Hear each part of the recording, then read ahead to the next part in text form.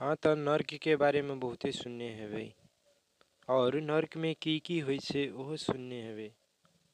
लेकिन कहियो भी यहाँ नर्क जाके ओतऽ से वापस आवे वाला के एक्सपीरियंस कहियो नहीं सुनने हेबै। तो आई हम एगो एहन इंसान के बारे में बतबै ले जा रहल छी जे 10 साल तक नर्क में रह के वापस आयल है।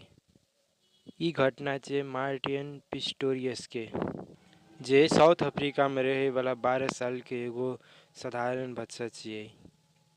ओकर जिंदगी काफी साधारण तरीका से गुजर रहल छलै, लेकिन जनवरी 1988 में ओकरा साथ एहन चीज भेलै जे ओकर पूरे जिंदगी बदल देलकै। ओहि दिन मार्टिन स्कूल से जे घर एलै तो ओकरा गला में सिंपल खांसी जैसन छलै।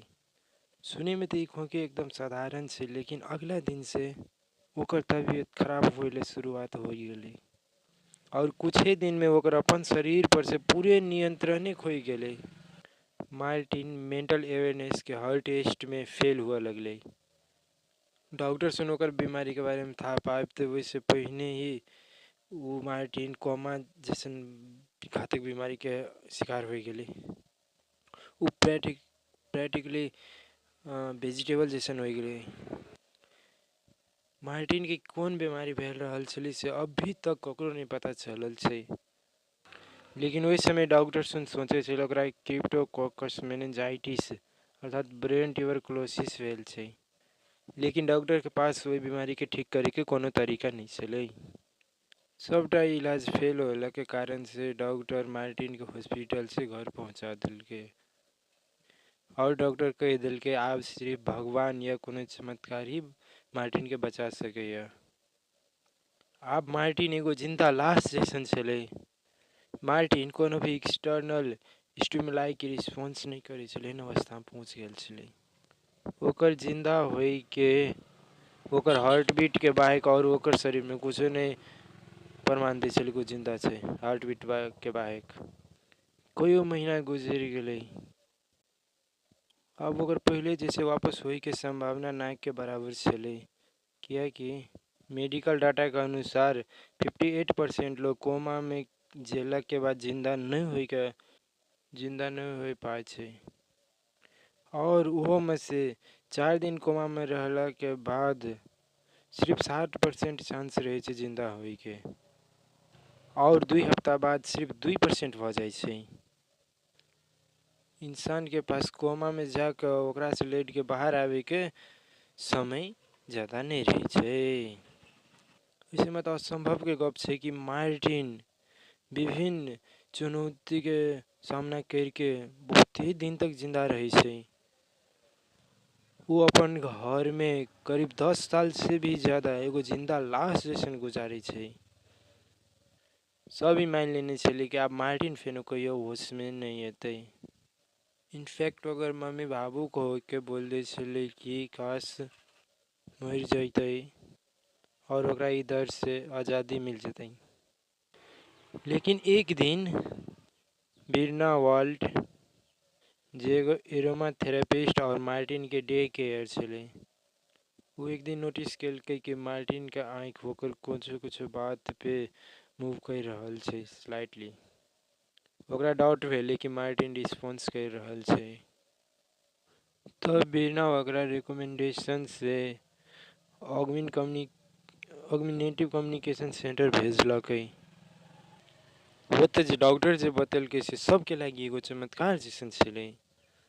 सब ई जान के दंग रह गेलै कि मार्टिन फुल्ली अवेयर हो गेल छै और तो और वो ऑग्मेंटेटिव मशीन के थ्रू कम्युनिकेट भी कर रहल छै। कुछ दिन में मार्टिन फुल्ली कम्युनिकेट करे लगलै। ई देख के हर कोई बहुते खुश भेलै और सेलिब्रेशन करे लगलै।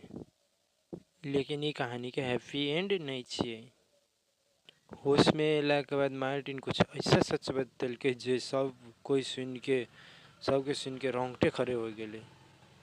वो एहन रहस्य बतेलकै जे 10 साल से वो अपन अंदर छुपा के रखने छलै। मार्टिन बतेलकै कि ओकर कोमा में जेला के बाद 2 साल बाद ही वो होश में आबि गेल छलै।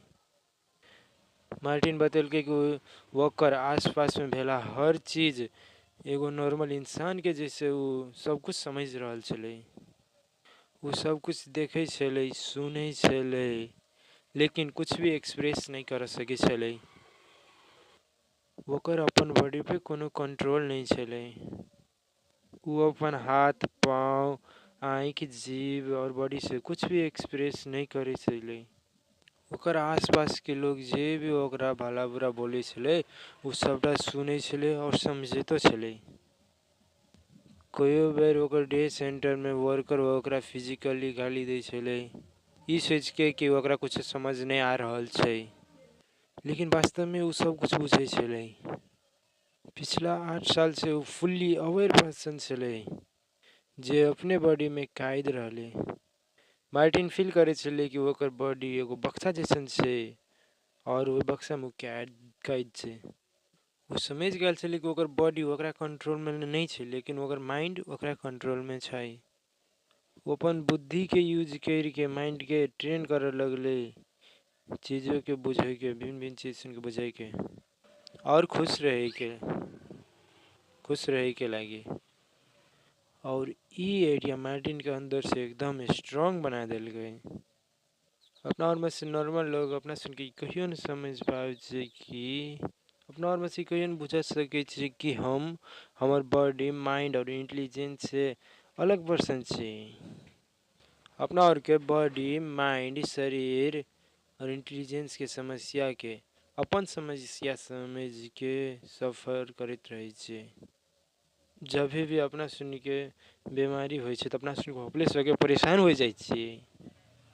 लाइफ में कोनो घटना घटे छे या कोई हमरा साथ खराब बिहेव करे छे या कोनो रिलेशनशिप टूट जाए छे, तखनी अपना सुन के माइंड डिप्रेस व फ्रस्ट्रेट हो जाए छे और अपना सुन के लगे छे कि अपना सुन के जिए के कोनो अर्थे नहीं छे। और कई बार अपन इंटेलिजेंस जानते भी कुछ गलत चीज करे के डिक्टेट करे छे। तो ये संपूर्ण समस्या के कारण ई छे कि अपना सुन के शरीर अपन बॉडी माइंड और इंटेलिजेंस पे कंट्रोल नहीं छे। अपना सुन के कंट्रोल तो दूर के बात छे, अपना सुन के वो नहीं था छे कि अपना सुन के बॉडी माइंड इंटेलिजेंस से अलग छे। यह द्वारा अर्जुन कुरुक्षेत्र के मैदान में भगवान श्री कृष्ण ने पूछे छे कि व्यक्ति ना चाहते हुए भी पाप क्यों करे छे? तब भगवान श्री कृष्ण कहे छे, इंद्रियाणि पराण्याहुर इंद्रियेभ्यः परम मनः मनसस्तु परा बुद्धियोर बुद्धे परसस्तु सहा। पर इंद्रियों के ऊपर मन छे, मन के ऊपर बुद्धि छे, बुद्धि के ऊपर आत्मा यानी कि व्यक्ति स्वयं छे। लेकिन एगो व्यक्ति जब अपन शरीर मन और इंटेलिजेंस के कंट्रोल में आकर जीवन जिये लगे छे, तब वो विभिन्न पाप कर्म सुन करे लगे छे। ना चाहते हुए भी विभिन्न पाप सुन करे लगे छे। एहन कार्य सुन ओकरा बाद में जीवन में बहुते दुख सुन लगे आवे छे। अब तो सवाल उठे छे केना के हम अपन शरीर मन और इंटेलिजेंस पे काबू कर सके छे। इस सवाल के जवाब भगवान श्री कृष्ण अगला श्लोक में बतावे छे। व्यक्ति के आध्यात्मिक शक्ति से अपन मन शरीर और इंटेलिजेंस पे कब्जा करवाक चाहिए और बिन पाप कर्म नहीं करवाक चाहिए। और ये आध्यात्मिक शक्ति कतः से आवे छे? ये स्पिरिचुअल स्ट्रेंथ भगवान के नाम जप से आवे छे। हरे कृष्ण कृष्ण कृष्ण हरे हरे, हरे राम राम राम हरे हरे। जब अपना सुन के ई एकदम ध्यान पूर्वक सुनी छे, तब ई ध्वनि अपना सुन के कान से होकर आत्मा में जाके टच करे छे और अपना सुन के आध्यात्मिक शक्ति के बढ़वे छे। हरे कृष्णा महामंत्र जप करके एगो व्यक्ति अपन शरीर मन और इंटेलिजेंस पे पूरे रूप से स्वतंत्रता प्राप्त कर ले छे।